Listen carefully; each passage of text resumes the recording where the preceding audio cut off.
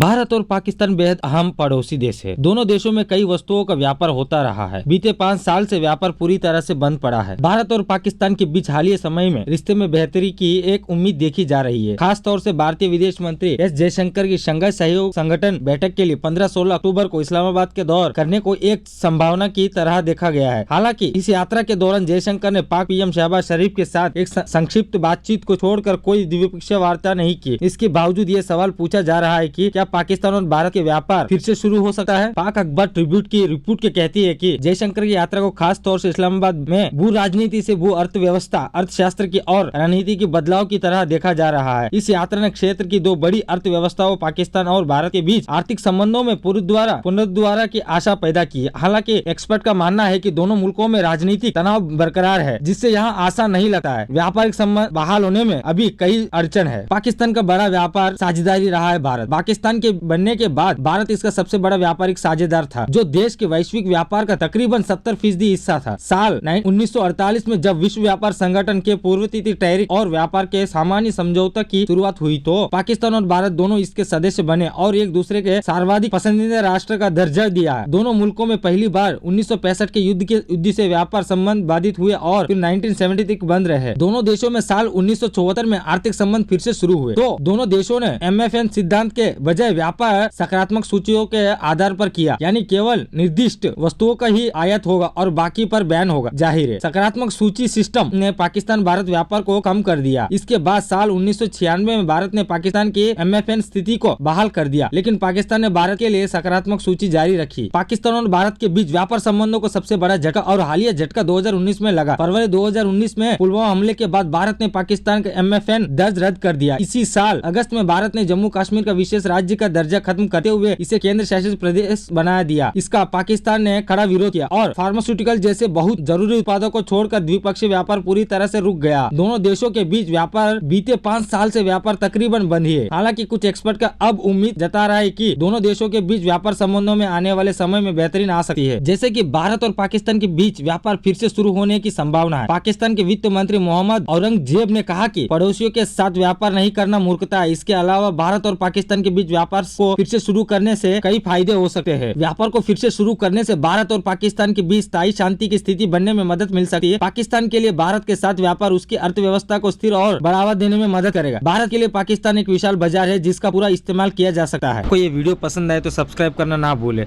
और लाइक भी कर लेना, शेयर भी कर देना दोस्तों।